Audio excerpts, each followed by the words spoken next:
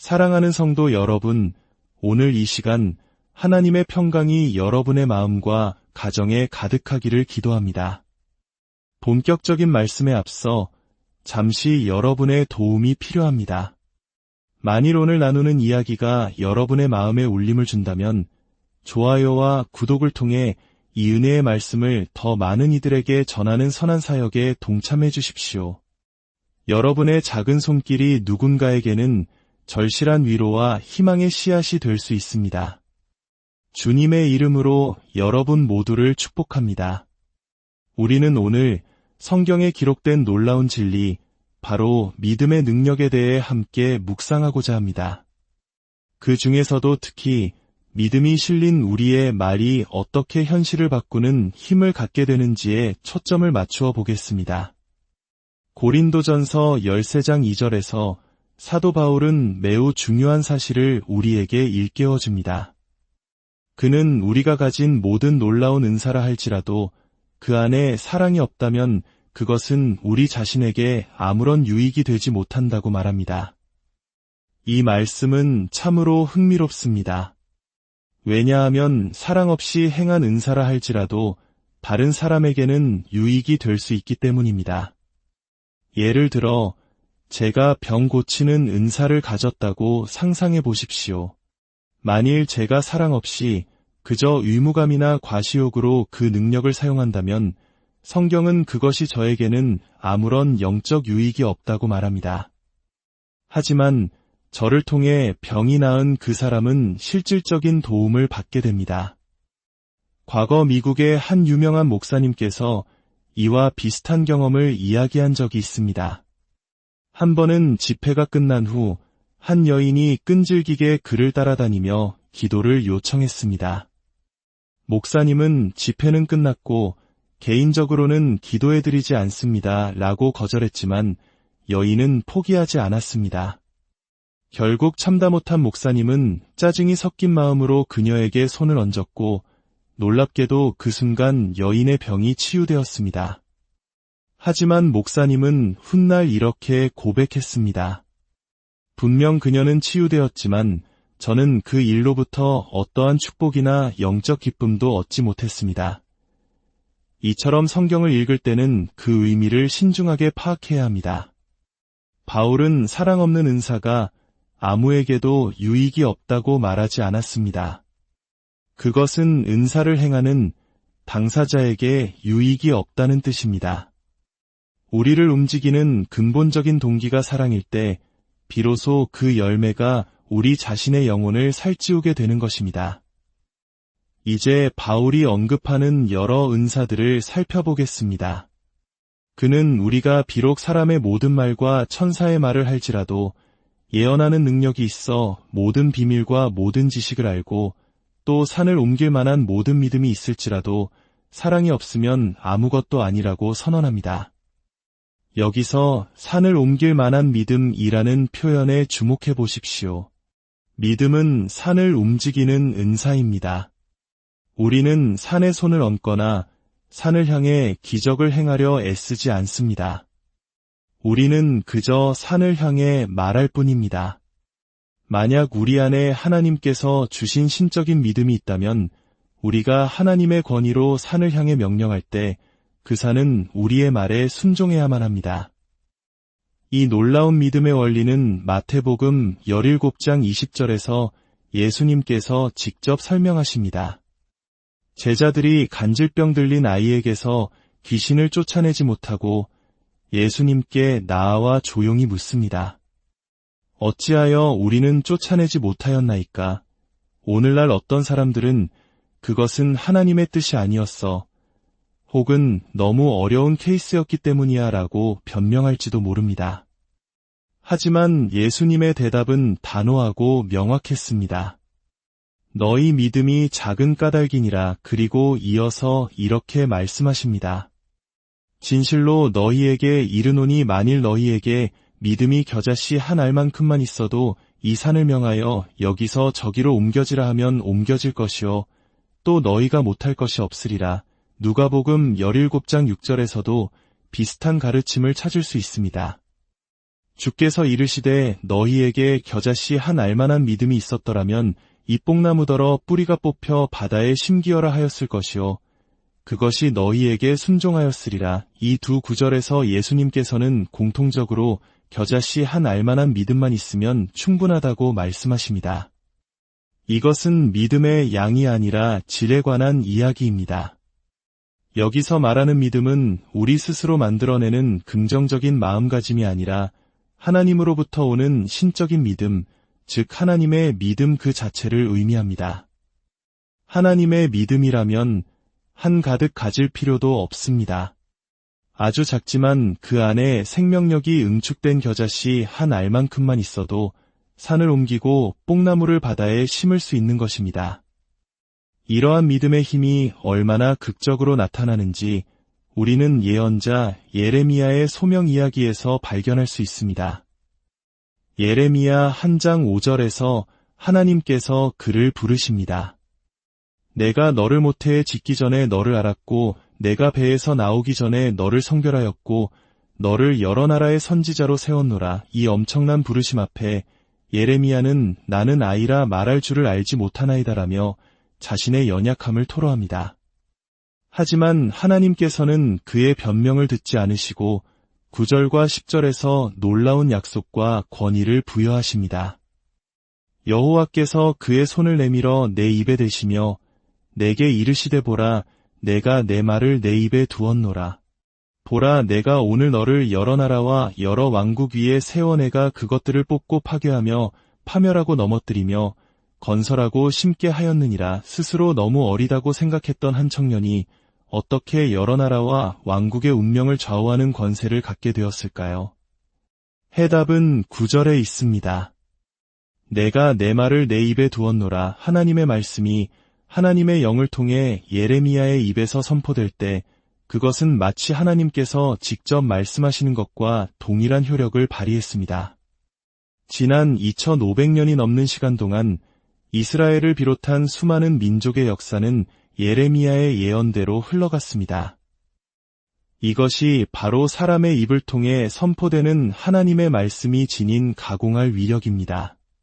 그렇다면 어떻게 해야 우리가 하나님의 말씀을 담는 그릇, 즉 그분의 잎이 될 수 있을까요?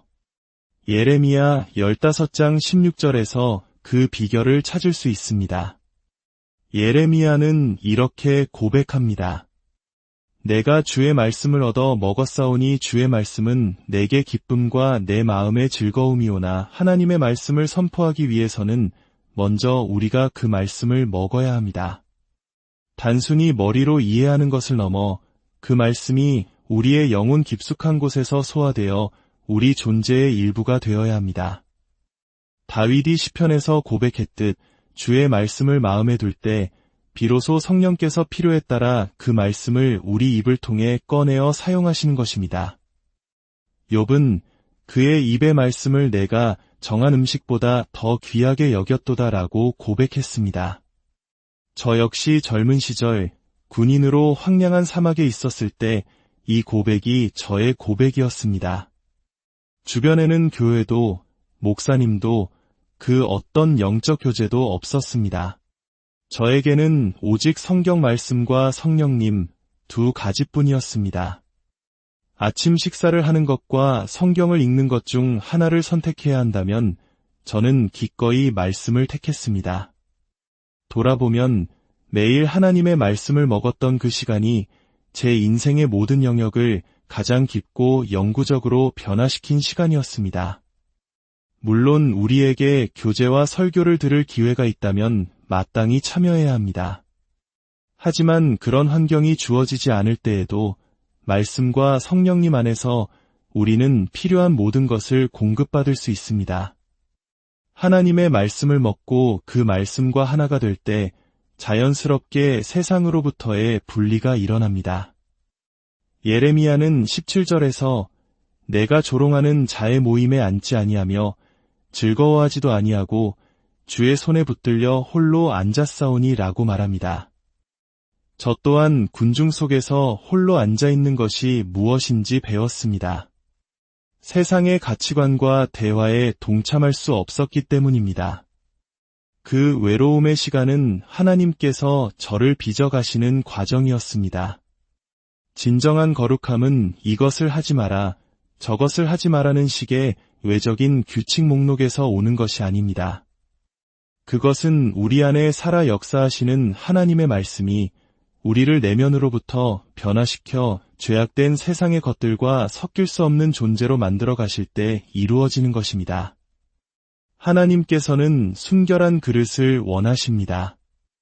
예레미야 15장 19절에서 주님은 말씀하십니다. 내가 만일 천한 것에서 귀한 것을 취할 것 같으면 너는 내 입같이 될 것이라. 그들은 내게로 돌아오려니와 너는 그들에게로 돌아가지 말지니라. 하나님께서 정하신 기준을 우리가 임의로 낮출 수는 없습니다. 우리는 세상의 수준으로 내려가는 것이 아니라 하나님께서 세우신 그 자리에 굳건히 서서 세상이 우리에게로 돌아오게 해야 합니다. 이러한 신적인 믿음은 크게 두 가지 방식으로 나타납니다. 첫째는 사람이나 상황을 위해 하나님께 드리는 말, 즉 기도입니다. 둘째는 하나님을 대신하여 사람이나 상황을 향해 선포하는 말, 즉 신자의 명령입니다. 열왕기상 17장에서 우리는 그 대표적인 인물 엘리야를 만납니다. 온 이스라엘이 우상숭배로 극심한 혼돈에 빠져 있을 때 그는 호련히 나타나 아합 왕 앞에 서서 이렇게 선포합니다. 내가 섬기는 이스라엘의 하나님 여호와께서 살아계심을 두고 맹세하노니 내 말이 없으면 수년 동안 비도 이슬도 있지 아니하리라. 생각해 보십시오. 하나님의 말씀이 아니라 내 말이 없으면 비가 오지 않을 것이라고 선포합니다. 이것은 엄청난 권위입니다. 그리고 실제로 3년 6개월 동안 그 땅에는 비가 내리지 않았습니다. 가뭄의 책임은 엘리야의 말에 달려 있었습니다. 그는 하나님의 가시적인 대리인이었기 때문입니다. 그리고 마침내 비를 내릴 때가 되자 하나님께서는 엘리야에게 가서 아합에게 보이라, 내가 비를 지면에 내리리라고 말씀하십니다. 하나님은 방법을 사용하시는 것이 아니라 사람을 사용하십니다. 엘리야 그 자신이 곧 메시지였습니다. 그가 아합 앞에 모습을 드러내는 것이 비를 내리게 하는 조건이었습니다. 그러나 비를 내리기 위해 엘리야는 그냥 서 있기만 한 것이 아닙니다. 그는 갈멜산 꼭대기로 올라가 땅에 엎드려 그의 얼굴을 무릎 사이에 넣고 간절히 기도해야 했습니다. 야고보서에서 말하는 믿음의 기도가 바로 이것입니다. 야고보는 엘리야가 우리와 성정이 같은 특별할 것 없는 사람이었지만 그가 간절히 기도했을 때 3년 6개월 동안 비가 오지 않았고 다시 기도했을 때 하늘이 비를 주었다고 증언합니다. 이것은 오늘날 우리에게도 동일한 능력이 주어졌음을 의미합니다.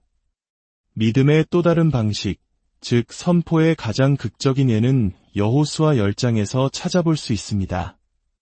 치열한 전투 중에 날이 저물어 가자 여호수아는 이스라엘 백성들이 보는 앞에서 외칩니다. 태양아 너는 기브온 위에 머무르라. 달아 너도 아얄론 골짜기에서 그리할지어다. 그러자 태양이 중천에 머물러서 거의 종일토록 속히 내려가지 아니하였습니다. 성경은 여호와께서 사람의 목소리를 들으신 이 같은 날은 전에도 없었고 후에도 없었다고 기록합니다. 비록 여호수아가 하나님께 아뢰었다고 기록되어 있지만 그의 실제 말은 태양과 달을 향한 직접적인 명령이었습니다. 오늘날 우리는 이것이 지구가 자전을 멈춘 것이라는 과학적 사실을 알지만 그것은 중요하지 않았습니다. 중요한 것은 한 사람의 믿음이 담긴 말이 천체의 운행에 영향을 미쳤다는 사실입니다. 저는 이 놀라운 특권이 오늘날 저와 여러분에게도 동일하게 주어졌다고 굳게 믿습니다. 신약 성경에서도 예수님과 제자들은 이 믿음의 선포를 통해 수많은 기적을 행하셨습니다. 마가복음 4장에서 예수님께서는 거친 풍랑이 이는 바다를 향해 꾸짖어 말씀하셨습니다. 잠잠하라, 고요하라. 그분은 바다에 손을 얹지 않으셨습니다. 그저 말씀하셨을 뿐입니다. 그러자 바람이 그치고 아주 잔잔하여졌습니다. 예수님께서 죽은 자를 살리실 때도 마찬가지였습니다. 나인 성과부의 아들을 향해서는 청년아 내가 내게 말하노니 일어나라고 명령하셨고 야이로의 딸에게는 달리다굼 소녀야 일어나라고 말씀하셨습니다. 나사로의 무덤 앞에서는 큰 소리로 나사로야 나오라고 외치셨습니다. 세 경우 모두 예수님께서는 죽은 사람의 이름을 부르며 직접적으로 명령하셨습니다. 사도 베드로 역시 도르가를 살릴 때 예수님의 방식을 그대로 따랐습니다. 그는 무릎을 꿇고 기도한 후 시체를 향하여 다비다야 일어나라고 말했습니다. 그러자 그녀가 눈을 떠 베드로를 보고 일어나 앉았습니다. 사도 바울은 복음을 방해하는 마술사 엘루마를 향해 성령이 충만하여 꾸짖었습니다. 모든 거짓과 악행이 가득한 자여 마귀의 자식이여 모든 이의 원수여 주의 바른 길을 굽게 하기를 그치지 아니하겠느냐 보라. 이제 주의 손이 내 위에 있으니 내가 맹인이 되어 얼마 동안 해를 보지 못하리라. 그 말이 떨어지자 즉시 안개와 어둠이 그를 덮어 그는 사람의 손에 이끌려 다녀야 했습니다. 이 모든 이야기가 우리에게 가르치는 것은 한 가지입니다.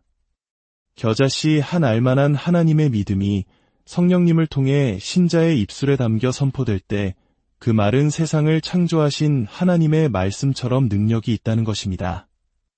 사랑하는 성도 여러분, 이 놀라운 진리를 여러분의 삶에 적용하십시오. 매일 하나님의 말씀을 먹고 그 말씀이 여러분의 생각과 마음을 주장하게 하십시오. 그리하여 여러분의 입술에서 나가는 모든 말이 더 이상 공허한 외침이 아니라 생명을 살리고 병든 자를 고치며 묶인 것을 풀고 하나님의 나라를 이 땅에 이루는 능력의 선포가 되기를 바랍니다. 성령께서 여러분의 입술에 기름 부으시기를, 그리하여 여러분의 말이 누군가에게는 생명의 말씀이 되고 치유의 선포가 되며 위로와 축복의 통로가 되기를 예수 그리스도의 이름으로 간절히 축원합니다. 다음 시간에도 귀한 영적 지혜를 가지고 찾아뵙겠습니다. 평안한 하루